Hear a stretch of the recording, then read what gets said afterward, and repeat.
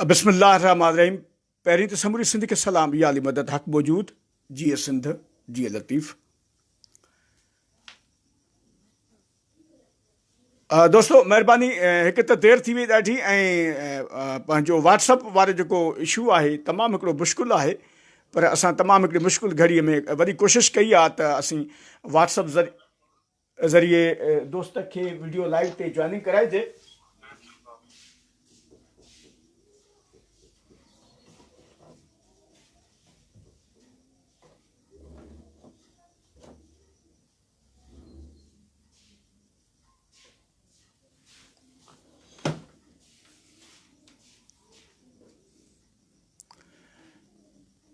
Light जो भी वॾो इशू आहे। लाइट भी मूं वटि न आहे। प्लीज़ अनवर हिकिड़ो सेकंड मौजूद रहिजांइ प्यारा।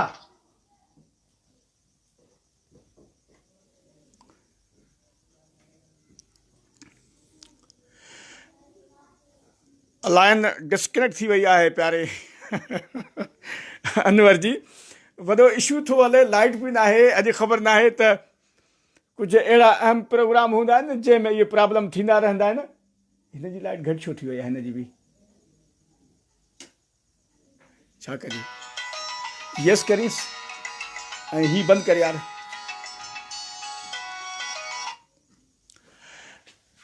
जी हिन वक़्तु असां सां हा अनवर हिकिड़ो सेकंड हिकिड़ो मिनट यार, इनखे बंदि न कर। वॾो प्रॉब्लम लॻो पियो। अॼु त का ॻाल्हि सम्झ में नथी अचे त छा इशू थी वियो आहे। हाँ यार प्यारा हिकिड़ो सेकंड यार, अॼु वॾो प्रॉब्लम पियो थिए। ॻाल्हि सम्झ में नथी अचे त एॾो प्रॉब्लम कॾहिं थियो न आहे। ऐं लाइट बि कान्हे नी। हींअर मूं वटि लाइट बि हली वई आहे। लाइट जो बि वॾो इशू आहे न, छा कजे? महिरबानी सभिनी दोस्तनि जी। अॼु असांजी हिकु नज़र वरी सिंध यूनिवर्सिटी जामशोरो तरफ़, जिते काफ़ी ॾींहंनि खां वठी जेको यूनिवर्सिटी जे शागिर्दनि वारो इशू जेको हले पियो, जंहिं दोस्तनि ते केस दाख़िल थिया आहिनि, त उन इशू जे हवाले सां असां सां व्हाट्सअप वीडियो लाइव ते असांजा साफ़ी दोस्त जामशोरो एट कोटली मां राजा अनवर चांडियो असां सां वीडियो लाइव ते मौजूदु आहिनि। पाण इन इशू जे हवाले सां पहिरीं कोशिशि कंदासीं त पाण इन केस जे हवाले सां ॻाल्हि ॿोल कंदासीं वीडियो लाइव ते राजा अनवर चांडियो सां। जी राजा, हीउ जेको यूनिवर्सिटी वारो जेको इशू थियो आहे शागिर्दनि वारो, इहो कॾहिं जो इशू आहे ऐं केतिरनि दोस्तनि केतिरनि शागिर्दनि ते केस दाख़िल थियो आहे ऐं हिन वक़्तु उन जी अपडेट अव्हां वटि छा आहे? प्लीज़ तफ़सील सां महिरबानी राजा अनवर चांडियो।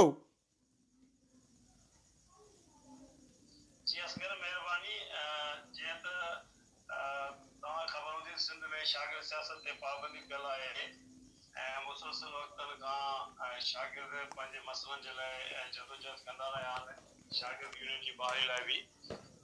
जीअं सिंध यूनिवर्सिटी समेत जेके बि तालीमी इदारा आहिनि उनमें काफ़ी मसइला आहिनि, पर ख़ासि करे सिंध यूनिवर्सिटी जे हॉस्टल में जेके शागिर्द रहनि था, मुख़्तलिफ़ इलाइक़नि खां अची उते हॉस्टल में रहनि था, उते सहूलियतनि जो फुक़दान हुजण करे शागिर्द केतिरे वक़्त खां वठी मुसलसिल एहतिजाज कंदा रहिया आहिनि ऐं वाइस चांसलर साहब तोड़े ॿियूं अख़्तियारियूं उन्हनि खे मसइला हल कराइण जूं ख़ातिरियूं कराईंदा रहिया आहिनि, पर अॼु के हल थी न सघिया। अहिड़ी तरह सां कुझु ॾींहं अॻु में मतिलबु हफ़्तो 8 ॾींहं पहिरियां शागिर्दनि प्रोटेस्ट कयो, एहतिजाज कयो, जंहिंमें का बि अहिड़ी ॻाल्हि न थी हुई जंहिंमें का मुल्क दुश्मनी जी ॻाल्हि हुजे या अहिड़ो को नारो बि न लॻो हो। शागिर्दनि पुरअमन तौर ते पाणी जा मसइला, खाद खुराक जो सही सिस्टम न हुजणु, सफ़ाई न हुजणु जे करे जेको सो एहतिजाज कयो। एहतिजाज खां पोइ यूनिवर्सिटी जा कुझु दोस्त जेके ऑफिसर शाहीन उहे थोरो चिड़ियल बि हुया ऐं प्रेशर बि कंदा रहिया शागिर्दनि सां, जेको सो नाराज़गी जो कई। तक़रीबन 8 ॾींहं अॻु में जेको एहतिजाज थियो, रद अमल जो निकितो त 3 ॾींहं अॻु में 2 ॾींहं अॻु में 4 ॾींहं आहे। सिंध यूनिवर्सिटी सिक्योरिटी जे हवाले सां जेको पुलिस जो इंचार्ज हुते आहे गुलाम कादर पावर साहब, उनजी फरियाद ते बग़ावत जो केस दाख़िल कयो वियो आहे पाणी जे मसइले ते। पाणी ऐं खाद खुराक मयारी खाधो न हुजणु, सफ़ाई सुथराई न हुजण करे जेको सो उनखे छॾे करे हिननि बग़ावत जो केस दाख़िल कयो 17 शागिर्दनि ते, जिन में शागिर्दनि में राशिद ज़रदारी, फराज़ चांडियो, नादर लाखर, अमीर अली शाह आहे, हालार यासीन आहे, दानिश आहे, अंसार बुर्ड़ो वग़ैरह ऐं जेके 17 शागिर्द हुआ उन्हनि मां कुझु शागिर्दनि जो आहे सो ज़मानत कराए वरिती आहे, जंहिंमें सजाद चांद जो एडवोकेट आहे सेशन कोर्ट मां। हाणे मसइलो इहो आहे त शागिर्दनि को वॾो रोल कयो हो। शागिर्दनि सिर्फ़ु पंहिंजे हक़नि लाइ, पंहिंजे सहूलियतनि जे लाइ एहतिजाज कयो ऐं केतिरा ई दफ़ा असां सहाफ़ी हुजण जे नाते बि कवरेज कंदा रहिया आहियूं। यूनिवर्सिटी जे वाइस चांसलर हाउस आॾो बि शागिर्दनि प्रोटेस्ट कया, जिते वाइस चांसलर साहब इहो ॼाणियो त बाबा वफ़ाक़ी स्कीम आहे वाटर वारी, उन तरफ़ां असांखे आरो प्लांट लॻाइण जो जेको आहे सो बजट मिली आहे, अॼु हीअं था कयूं, अॼु उहो था कयूं। पर डॉक्टर फ़तेह मोहम्मद गुरफ़त जेतोणीकि भलो इंसान आहे, लतीफ़ शुनास आहे, पर हू शागिर्दनि जा मसइला हल करे न सघियो आहे। ऐं उनजे वजह जेको आहे उहो मुलाज़िमनि जा या ऑफिसर तबके जा या टीचर्स जेके आहिनि वेचारा सफ़ा मज़लूम आहिनि ऐं लखे रुपया पघारूं खणण जे बावजूदि उन्हनि जा मसइला त फौरी तौर ते हल करे थो, पर शागिर्द जंहिंजे मद में उहे सभु नौकरियूं कनि था उन्हनि जा मसइला अॼु ॾींहुं हल करे न सघिया आहिनि। ऐं केस जेको दाख़िल थियो आहे उहो बगाव जो थियो आहे। शागिर्दनि एहतिजाज कयो पाणी जे लाइ, ऐं इहा बि ख़बर पई आहे त सिक्योरिटी जो जेको इंचार्ज आहे यूनिवर्सिटी जो पंहिंजी निजी सिक्योरिटी जे हिसाब सां कमर लाशारी नाले सां को उन को कुझु ॾींहं अॻु में शागिर्दनि सां मुंहमारी कई, उन खां पोइ रद्द अमल इहो थियो त FIR दाख़िल थी वई। अनवर साईं हिकिड़ो सेकंड मौजूदु रहिजो, हिकिड़ो सेकंड मौजूदु रहिजो। हिन वक़्तु हिकिड़ा ॿई दोस्त मौजूदु आहियो। अच्छा राशिद ॿियो हालार आहे हींअर हिते मौजूदु?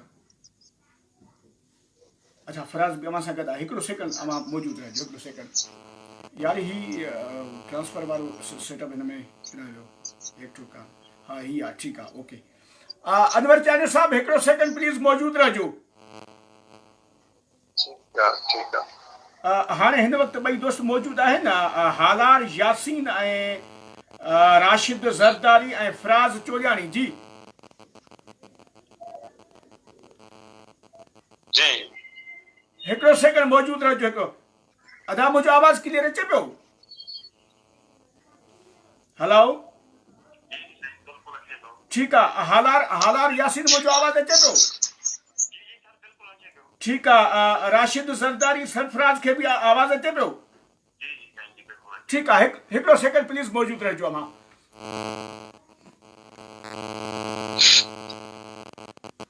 महिरबानी सभिनी दोस्तनि खे हिन वक़्तु इहो ॿुधाईंदो हलां त असां सां व्हाट्सअप वीडियो लाइव ते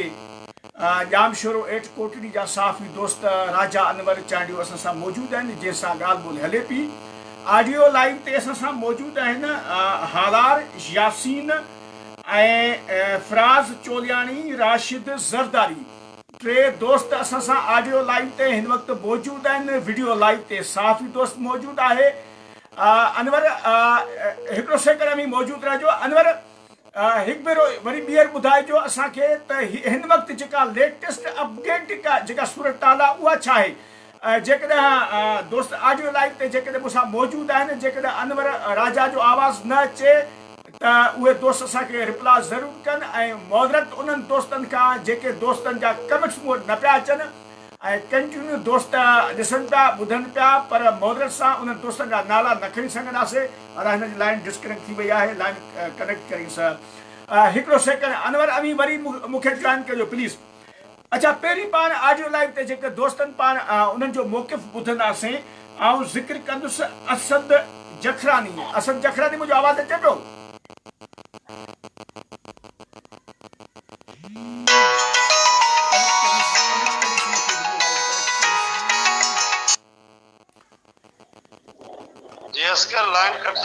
ठीकु आहे, नेट प्रॉब्लम आहे। हिकिड़ो मिनट मौजूदु रहिजो, हिकिड़ो मिनट मौजूदु रहिजो। राशिद ज़रदारी पहिरियों आवाज़ अचे पियो? ठीकु आहे राशिद, पहिरीं अमी पंहिंजो मौक़िफ़ पेश कयो। अव्हांजो छा मौक़िफ़ आहे हिन हवाले सां? जी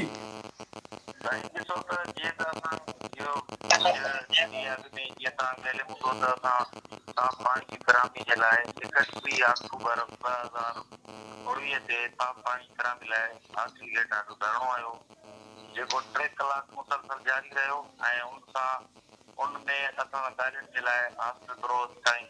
शाह मुगल साहब आयो, जिन असांखे इहा ख़ातिरी कराई त असां हाणे मसइलो हल कयूं था।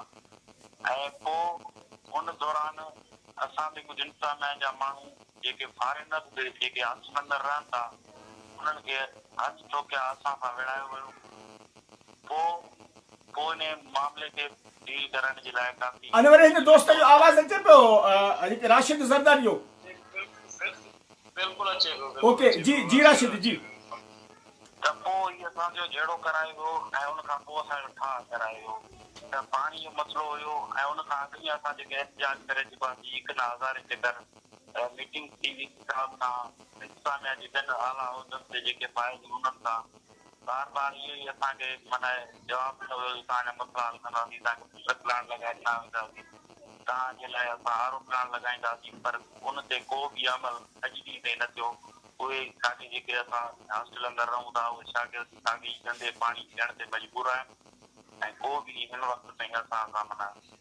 अमल न कयो वियो ऐं मां सम्झां थो जेका इहा असां ते पूरी FIR दर्ज कई विया बग़ावत जी ऐं मां सम्झां थो कि इहो ग़लति अमल आहे ऐं असां नौजवान नसल खे माना हिकिड़ो दोरी भाॼी कयो थो वञे ऐं असां बिल्कुलु इन ॻाल्हि जा माना हिमायती बि न आहियूं न ई असांखे अहिड़ी एक्टिविटी में मुलविस आहियूं जो असांखे मतिलबु त अॼु बग़ावत जा केस दाख़िल करे असांजे फ्यूचर सां खेॾियो पियो वञे। मां सम्झां थो इहा स्थिति साईं चुर्च आहे इंतज़ामी कार्रवाई आहे इंतज़ामिया तरफ़ां DC साहब जी तरफ़ां। महिरबानी हिकिड़ो सेकंड राशिद ज़रदार साहब हिकिड़ो सेकंड मौजूदु रहिजो। जी अनवर आवाज़ क्लियर आयो? जी बिल्कुलु असगर मां ठीक आहे अनवर प्यारा हिन वक़्तु लेटेस्ट छा सूरत आहे छा अपडेट आहे ताज़ी? ताज़ी अपडेट असगर ईअं आहे त शागिर्द जेके आहिनि मूं तव्हांखे पहिरियां ई चयो त हिते सिंध यूनिवर्सिटी में ख़ासि करे जेको उस्ताद तबक़ो आहे ऑफिसर तबक़ो आहे या मुलाज़िम तबक़ो आहे। अच्छा अनवर जो आवाज़ अभी ॿुधो पिया राशिद ऐं हालार? जी सर बिल्कुलु ठीकु आहे जी अनवर जी। हा त हिते मज़लूम तबक़ो उहो आहे जीअं त शागिर्द तबक़ो जेको सिंध जे कुछ खां कमु शहर खां कराची ताईं मुख़्तलिफ़ इलाइक़नि खां अचनि था हिते उन्हनि जो न हक़ हूंदो आहे नामा हूंदो आहे। ठीकु आहे गुजरात प्रोटेस्ट कनि था मुख़्तलिफ़ वक़्तनि जो आहे वाइस चांसलर साहब सां बि असांजे साम्हूं बि थियो आहे केतिरा ई दफ़ा असां कवरेज कई आहे हुते त कॾहिं VC साहब बसवत साहब ऐं शागिर्दनि खे इहो चीज टड़काईंदो रहे त आरो प्लांट जेको आहे वफ़ाक़ जेका वाटर वारो सिस्टम आहे मैनेजमेंट जो उन तरह बजट मिली आहे तव्हांखे आरो प्लांट लॻाए ॾींदासीं सफ़ाई सुथराई थींदी। हाणे इहे न थियो खां पोइ बगाव जो जेको केस दाख़िल थियो आहे त मां सम्झां थो कि शागिर्द दोस्त ॿुधायो साज़िश आहे इहा साज़िश इहा आहे त मूंखे जेका अपडेट थी आहे त उते को सिक्योरिटी जो हिकिड़ो ऑफिसर आहे कमर लाशारी नाले सां उन सां कुझु ॾींहं जेको दोस्त जी मोमारी थिए जेका पोइ चवंदा या FIR दाख़िल थी आहे। हाणे 10 ॾींहं अॻु में केस दाख़िल कयो एहतिजाज जो आहे जंहिंमें अहिड़ी का बि ॻाल्हि न कई वई न ई का अहिड़ी नारेबाज़ी थी हुई असांजा साहबी दोस्त हुया जो हिकिड़ो मुल्क जी दुश्मनी वारी का अहिड़ी ॻाल्हि बि न थी हुई। उनखां पोइ बगाव जो केस दाख़िल थियो आहे ऐं स्टाफ सां कुझु वकील दोस्तनि खे एडवोकेट सजाद चांडो एडवोकेट मीर मंगरो साहब कुझु ॿिया दोस्त बि आहिनि जन दोस्तनि जो केस विढ़ण जो जेको ऐलान कयो ऐं कुझु दोस्त अॼु जेको आहे कुझु 6 दोस्तनि जी अॼु ज़मानत थी आहे 4 दोस्तनि जी कल्ह थी आहे बाक़ी कुझु दोस्त रहियल आहिनि का बि 17 शागिर्द जेके आहिनि अपडेट आहे उन मां 8 जी थी आहे ज़मानत बाक़ी ॿियनि जी रहियल आहे। हींअर आहे त पुलिस जे लाइ ख़ुदि हिकिड़ो ई वॾो प्रॉब्लम थी वियो आहे छो जो FIR थी आहे ऐं कोर्ट गुज़ार बगाव जे केस जेकॾहिं दाख़िल थींदो आहे त उनजो फौरी तौर ते का बि ज़मानत न हूंदी आहे ऐं कंहिं बि तव्हां कानूनी माण्हू खे जेकॾहिं हिते शामिल थियो आहे बगाव जो केस जेको हूंदो आहे मुल्क दुश्मन हूंदो आहे या कंहिं बि दहशतगर्दी जे दायरे में अचे थो उनखे फौरी तौर ते न मिलंदी आहे ज़मानत जेकॾहिं ज़मानत मिली आहे मतिलबु इहो हिकिड़ो केस आहे न अहिड़े तरीक़े जा केस दाख़िल करे शागिर्दनि खे सिंधी जेका तालीम अॻे दवा लॻी पई आहे हेठि सता खां वठी करे तालीम इदारे ॿिया केतिरा ई क्राइसिस पेश आया रखी नायला जो वाक़ियो ॾिसो डॉक्टर निमरता जो मसइलो थियो आहे ठीक है अभी मौजूद रहो मेहरबानी राजा अनवर मौजूद रहो प्लीज एक मिनट मौजूद रहो जी हालार यासीन अवां जो छा मौक़िफ़ आहे? जी सर जीअं ई दोस्त मौक़िफ़ रखियो पहिरियां राशिद इहा ई ॻाल्हि हुई 31 तारीख़ ते असां हॉस्टल गेट ते धरणे जो सॾु ॾिनो ऐं उते असां पाणी असांखे मुसलसल 5-6 महीननि खां जीअं जून जुलाई जी वेकेशन असां काटे आयासीं त पाणी तमामु हिकिड़ो ख़राबु ॾियारियो पियो वञे असांखे जेको पाणी असां ॻोठनि में जानवरनि खे पाणी ॾियारियूं था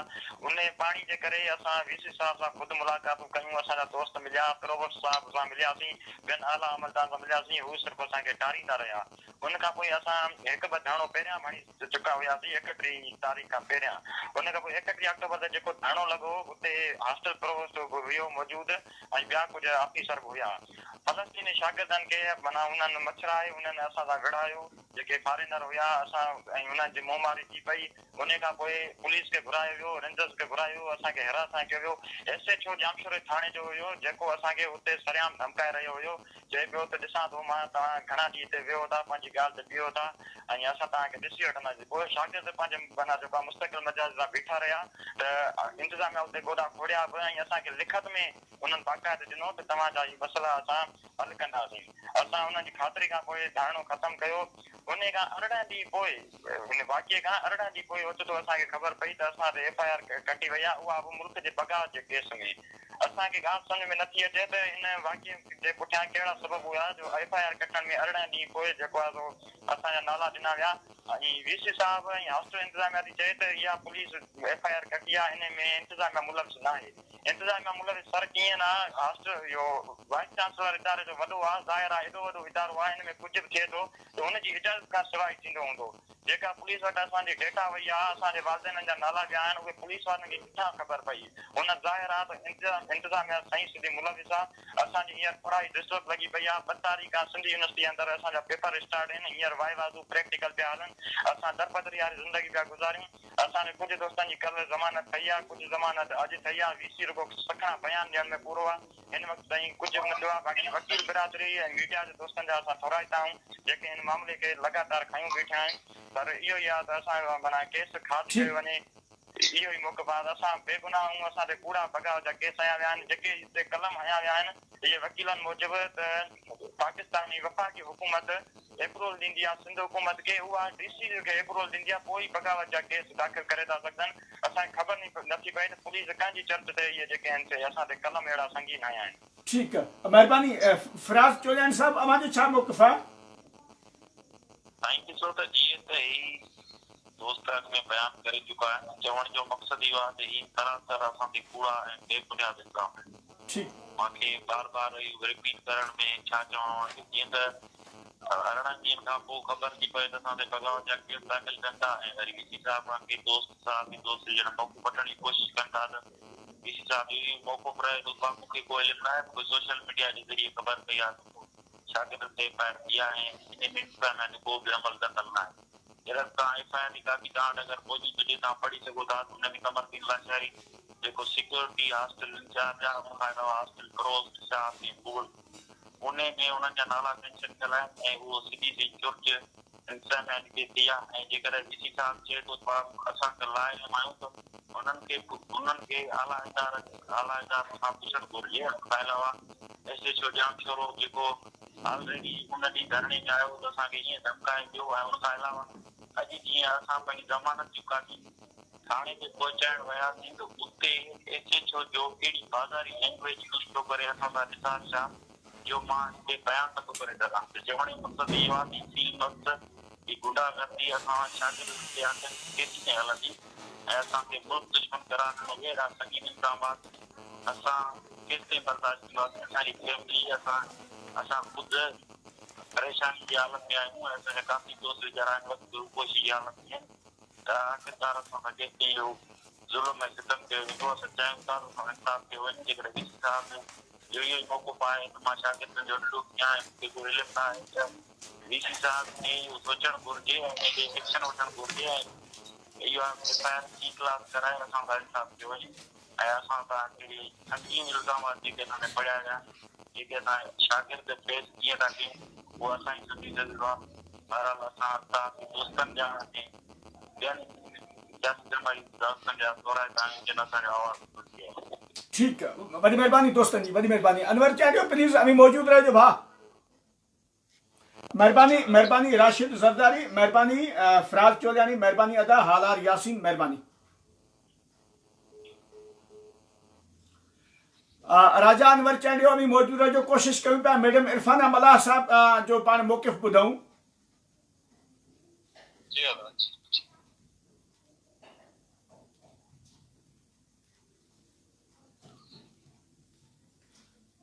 असीं चाहियूं था त मैडम इरफाना मलाह जो मौक़िफ़ ॿुधूं, उन खां पोइ आख़िर में चाहियूं पिया त पाण 2 मिंट पाण गुफ़्तगू कंदासीं, उन खां पोइ प्रोग्राम जो टाइम बि ख़तमु थियण वारो आहे।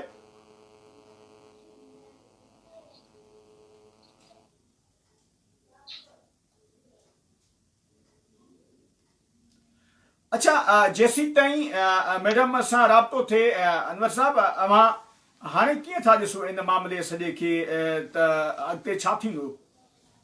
हाणे मामलो इहो आहे त ॾिसो न, सिंध जूं जेके सुजाण धुरियूं या सियासी समाजी जेके मदर पार्टियूं आहिनि, कॉन्ग्रेस पार्टी ख़ासि करे,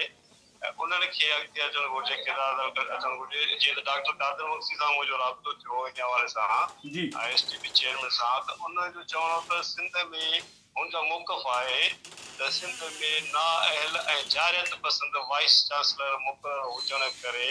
सिंध जे तइलीमी इदारनि में शागिर्दनि खे मसइला पेश अची रहिया आहिनि। उनजे करे अहल क़िस्म जा वाइस चांसलर मुक़ररु करे शागिर्दनि जा मसइला हल करे उनखे बहितर तइलीम तरफ़ राग़िब कयो वञे। ऐं उन न सिर्फ़ु एतिरो चयो बल्कि शागिर्दनि जो जेको पघार जो केस दाख़िल थियो आहे उनखे बि रद्द कयो ऐं मुतालबो कयो त फौरी तौर ते शागिर्दनि मथां दाख़िल केस ख़तमु कयो वञे। इन तरह कुझु ॿियनि कॉन्फ्रेंस जमायतुनि जे दोस्तनि सां बि असांजो राब्तो थियो, उन्हनि बि कंडक्ट कयो। पर हाणे सुवाल उहो थो थिए त सिर्फ़ु मज़मूतूं करणी आहे, उन सां मसइलो हल न थींदो। सुजाण धुरियुनि खे बि घुरिजे त उहा अॻिते अचनि वाइस चांसलर सां उनखे बि किरदारु अदा करणु घुरिजे। ऐं जीअं त पुलिस जो मौक़िफ़ 5 जॻह ते आहे त SSP जो मौक़िफ़ जेको साम्हूं आयो आहे, जी हा, SSP अमजद शेख साहब जामशोरो जो SSP आहे, उनजो चवणु आहे त असां जेको पाणी वारे मसइले ते जेको FIR दाख़िल न कई आहे, यूनिवर्सिटी में वाल चैकिंग जेका सो थी आहे मुल्क दुश्मनी जे ख़िलाफ़, उन जे ख़िलाफ़ उन जे करे असां FIR कया। हाणे वाल चैकिंग त किथे का थी कान्हे, उहो बि असां जाइज़ो वरितो आहे त बाबा किथे हुजे। सिंध यूनिवर्सिटी दीवार आहे, उते सिक्योरिटी जा वॾा इंतज़ाम आहिनि ऐं जेके बि दीवारूं आहिनि हर हंधि हर घटि वटि जेको सो सिक्योरिटी चौकीदार वग़ैरह बीठल आहिनि, पुलिस आहे, हेॾा फोर्स जा इदारा बि आहिनि, त अहिड़ी का चैकिंग केरु करे ई नथो सघे। सो पुलिस जो बि वाइड़ो मौक़िफ़ आहे SSP साहब जो। हाणे उन्हनि हिकिड़ो ग़लति कमु कयो आहे, इदारा फाथा आहिनि ऐं हीउ मसइलो हिकिड़ो शागिर्दनि जे मुस्तक़बिल जो आहे। बचो कंहिंजो बि हुजे जेका तालीम इदारे में अचे थो, उनजे लाइ जेको सो अहिड़ा रस्ता रखिया वञनि जो मुस्तक़बिल तबाह थिए। शहर खे ॾिसबो आहे, जेके नौजवान गलतियूं कनि था त उन्हनि खे सम्झाइबो आहे त बाबा तव्हां अॼु जेकॾहिं हीउ एहतजाज कयो आहे यूनिवर्सिटी जे इंतज़ाम जे ख़िलाफ़, आईंदा न कजो, तव्हांखे सहूलियतूं मिलंदियूं। ऐं सोचण जी ॻाल्हि आहे, सहूलियतूं न मिलंदियूं शागिर्द एहतजाज ई कंदो न। मां वरी बि चवां थो त वकील दोस्त अदालत में केस विढ़नि पिया, वधीक केस हाणे अदालत में आहे, अदालतूं बहितर नमूने सां उनखे ॾिसनि थियूं ऐं केस सिधो सो कूड़ तरफ़ वञे पियो, कूड़ ई हूंदो आहे। ऐं वकील जेके हाई कोर्ट लेवल जा, सुप्रीम कोर्ट लेवल जा वकील हुन में इंटरेस्टेड आहिनि ऐं सजा चाहींदो आहे या ॿीं मंगा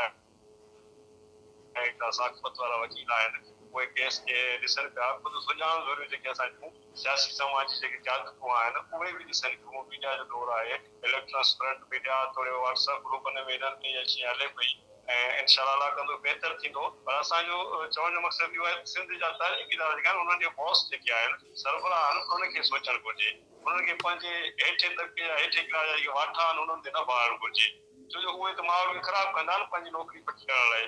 मां या जेकर किथे चवणु चाहियां, कोशिशि कंदो मां पंहिंजे खे मौसी चटा की ज़ाहिर नौकिरी पकी थी। ईअं ई तालीमी इदारनि में बि अहिड़ा हिकिड़ा माण्हू वेठल आहिनि जेके पाण वणाइण लाइ मासूम शागिर्द हुननि खे अहसासु न थींदो आहे हीउ दोस्त किथां जो नौजवान आयो आहे ऐं पंहिंजी तालीम हासिल करणु आयो आहे। तव्हां हुनखे सुठो माहौल ॾियो, तव्हां लाइब्रेरी में हुनखे सुठा बुक्स ॾियो, हुननि खे सिहतमंद सरगर्मियूं जीअं एकता ॾींहुं हलंदा पिया, तव्हां कचहरी इहे प्रोग्राम हुननि खे अवेयरनेस ॾियो, तव्हां प्रोग्राम कयो त हुनजो ज़हन बेहतर वेंदो। जेकॾहिं तव्हां उन्हनि जे मथां के केस दाख़िल कंदो, परेशान कंदो, त इहा सिधी सही असांजी सिंध सां ज्यादती आहे। सिंध जे नौजवान खे तालीम खां परे करण जी साज़िश आहे। वरी को दाड़ेल या गुंडा कल्चर पैदा करण जी कोशिश कई वञे सो बहितर ईअं थींदो इन शयुनि खां अवॉइड कयो वञे ख़ासि करे डॉक्टर फतेह गुरफल साहब खे मां बि रिक्वेस्ट कंदुसि निमाणी अहिड़े जर्नलिस्ट उन्हनि साहब सज़ा ॿुधारा तव्हां लतीफ़ शुनास आहियो तव्हां जेकर कराची यूनिवर्सिटी खां हिते आहियो त उते सिंधी शोबे जा इंचार्ज हुया डायरेक्टर हुया न हिते आया हो त बैग सिंधी न ई सही पर हिकिड़े उस्ताद जे सदमे ते सभु कुझु तव्हां वटि पढ़ाई वञनि थियूं तव्हां हिकिड़ा सुठी साख़मत वारा माण्हू आहियो हुनजे करे पंहिंजनि शागिर्दनि खे जेके तव्हांजा बचनि थिया आहिनि उनखे तव्हां पाण मोटिवेट कयो तव्हां पाण वञो जा मसइला जीअं शुरू में तव्हां हिकिड़ो तरीक़ेकार अपनायो हाणे छो तव्हां पोइ अची विया आहियो जेकर उन में टीचर त पोइ या अफ़सर त पोइ तव्हां रुकावट बणिजंदो तव्हां बॉस आहियो तव्हां ओपन फोरम ते अची उहा शइ वाइदा करे उनखे वाइफ़ो कयो जेकर का रुकावट थिए थी उनजे करे सूरत हाल हींअर शागिर्दनि जे हवाले सां ख़राबु आहे जो शागिर्द भोग पिया आहिनि वाइवास हलनि पिया क्लास हलनि पिया जेके 17 शागिर्द जेको आहे सो नॉमिनेट आहिनि ज़ाहिर आहे उन्हनि जो साह मुट पिया आम माण्हू ते जहिड़े जो या को ॿियो को केस दाख़िल थिए थो तॾहिं बि लिखंदो हुजे ड्राइवर जेकॾहिं कंहिंखे धखणी करे थो गाॾी जो ऐं पोइ बि ख़ौफ़ में फरार थी थो वञे ही त बग़ावत जो केस आहे असगर ऐं वॾो केस आहे वॾी महिरबानी राजा अनवर चांडियो वॾी महिरबानी मोहबतूं अवांजूं जो अमी पंहिंजो कीमती वक़्तु असांखे ॾिनो आख़िर में हिकिड़ो दोस्त शागिर्द दोस्त असां सां ऑडियो लाइव ते मौजूदु आहिनि असद जरवार असद आवाज़ अचे पियो जी जी असद अवांजूं छा मौक़िफ़ आहे असांजे प्रोग्राम सिलसिलामत में जी सर हिकु त तव्हांखे जस्ट हुजे असांजे आवाज़ खे दुनिया में पहुचायो पिया ही पहिरें ॾींहं खां वठी करे जेका सो इंतज़ामिया मुसलसिल शागिर्दनि जे ख़िलाफ़ साज़िशूं कंदी रही आहे कॾहिं जेका सो बग़ावत जा केस कॾहिं रेंजर जा थ्रेड मुख़्तलिफ़ तरीक़नि सां हमेशह हिरासत करण जी हिननि कोशिशि कई आहे ऐं हालांकि को हेॾो वॾो मुतालबो बि कोन हुयो पाणी जो मसइलो सिंपली त बाबा हीउ जेको पाणी आहे तव्हां जेकॾहिं अगरि न ॾींदो त पोइ सुबुह जो असांखे क्लासिस वठणा आहिनि यूनिवर्सिटी वञिणो आहे पोइ असीं कीअं वञूं उनजे लाइ एहतजाज हुयो ऐं यकीन थोरो ॿार हुयो जंहिं वक़्तु वापसि यूनिवर्सिटी आयासीं ॾिठोसीं त गेट ते घटि में घटि 10-12 गाॾियूं आहिनि जो ॿियूं पुलिस बि मौजूदु हुयूं ख़बर ख़ुदा माफ़ करे अलाए छा अफ़गानिस्तान मां तालिबान थी विया हिते दोस्तनि ॿुधायो त हीउ पाणी वारो धरणो जेको आहे पाण वारो हुनजे करे आया आहियूं हिते जो तव्हां पुछो कि ॿिया अमलदार पिणु मौजूदु हुआ हुते ऐं दरोस मौजूदु हुयो उन्हनि साज़िश त जेके फ़लस्तीनी शागिर्द आहिनि उन्हनि जे थ्रू जहिड़ो कराए विधो हुते मक़ामी शागिर्दनि सां जेके धरणो आहिनि वेठा त पोइ बाद में वरी चयूं त तव्हां हिननि खां माफ़ी वठो अड़े बाबा जेकॾहिं धरणो हिकिड़ो लॻियल आहे अॼु ई उन्हनि खे त वरी माफ़ी छा पोइ नेस ॻाल्हियूं कंदे हेॾो होॾो ठा थी वियो ऐं मुतालबा रखियासीं त बाबा ही मुतालबा आहिनि ही तव्हांखे मंज़ूरु करणा पवंदा असांजा जाइज़ आहिनि त उन्हनि चयो त ठीकु आहे ऐं ख़ुदि हिते छो धमकियूं ॾींदे चयो त आउं तव्हांखे ॾिसी रहंदुसि तव्हां केसि ताईं वेंदुसि पोइ इहो काफ़ी ॾींहंनि खां बाद में अचानक इहो इशू त बाबा बग़ावत जा केस जॾहिं त न कंहिं पार्टी जो झंडो हुयो न ई को अहिड़ो सियासी नारो हुयो सिर्फ़ु शागिर्दनि जे हक़नि जी आसपास जे लाइ नारा हुया ऐं पाणी जो मुतालबो हुयो त बाबा ही घटि में घटि ॾियो त सही ठीकु हुन खां पोइ ही ओचितो अचानक केस कया विया आहिनि केस तव्हां ॾिसो त अहिड़ी ॻाल्हि थियो आहे जंहिंमें जंहिंखे चयो त उहो हुन वयांदा फिरे पियो वञे दरोस सोचे त मूं पुलिस राब्तो कयो मूं हुननि खे चयो त तव्हां रजिस्ट्रार सां वीसी साहिब सां राब्तो कयो ऐं पुलिस मूंखे मौक़े अख़्तियार कया त बाबा हासिल दरोस जेको आहे निशानदेही कई आहे ऐं उहो पंहिंजे बयान ते क़ाइम ई कोन्हे को एॾा संगीन कलम हिननि में यूज़ कया विया आहिनि हीअ एक्चुअल ला ही कंहिं अहिड़े मामले में यूज़ कबा आहिनि जॾहिं को वॾो हिकिड़ो मुल्क खां माण्हू गद्दारी कनि या को अहिड़ो मामिलो हुजे जंहिं को दहशतगर्दी जे ज़मरे में हुजे पाणी घुरण हाणे दहशतगर्दी असां सम्झूं था त हिन में इंतज़ामिया सॼे बिल्कुलु मुलविस आहे हाणे हू सिर्फ़ु पंहिंजे पाण बचाइण जे लाइ या अटकलूं सटकलूं करे रहिया आहिनि बाक़ी सॼो कमु इंतज़ामिया जो वीसी समेत सभु अमलदार में मुलविस आहिनि ठीकु वॾी महिरबानी भाउ असद जरवार वॾी महिरबानी हिन वक़्तु हिम्मत अली दोस्त मौजूदु आहे हिते ऑडियो लाइव ते न दोस्त न आहे ठीकु आहे वॾी महिरबानी सभिनी दोस्तनि जी असद भाउ वॾी महिरबानी थैंक यू भाउ थैंक यू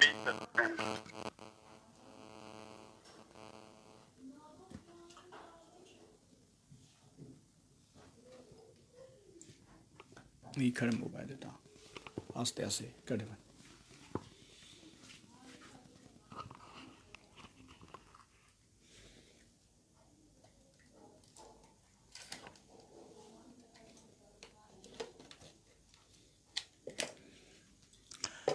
महिरबानी सभिनी दोस्तनि जी। तमामु हिकिड़ो मुश्किल हुयो, ॾाढो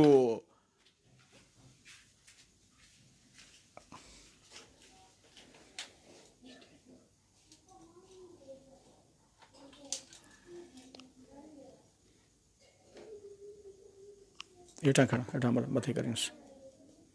हा, ईअं मुश्किल मरहलो हुयो व्हाट्सअप वीडियो लाइव जो, जेको दोस्त असां सां मौजूदु हुयो। असांजा साफ़ी दोस्त हुया राजा अनवर चांडियो जामशोरो एट कोटड़ी मां, ऐं उन असां ऑडियो लाइव ते उन सां गॾु जेके शागिर्द दोस्त हुया, जंहिंमें हालार यासीन ऐं राशिद ज़रदारी, फ़राज़ चोलियाणी, असद